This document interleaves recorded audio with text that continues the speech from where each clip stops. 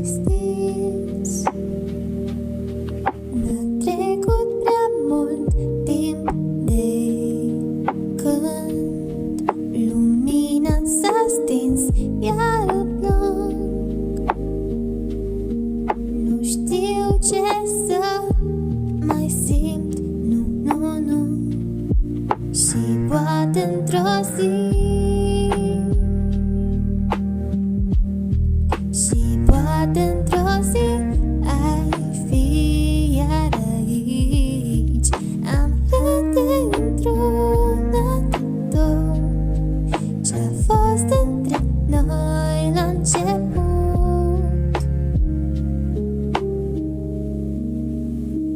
Poate dacă timpul ne-ar permite să stăm, ți-aș putea spune sincer acum ce simt pentru tine.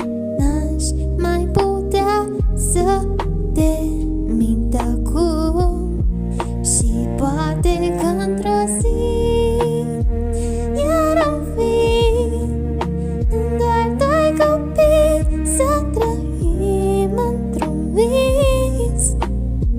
Până atunci te voi ruga să uiți de tot, măcar pentru zi.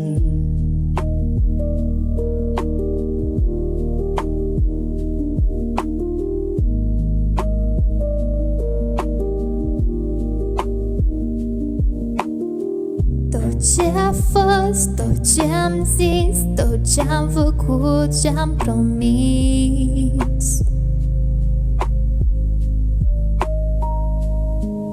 stai doar o clipă, te mai țin.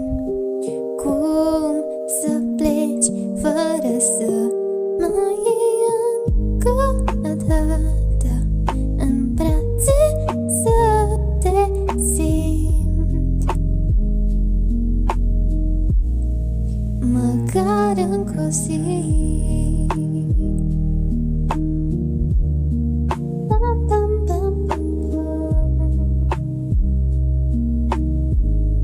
Și poate într-o zi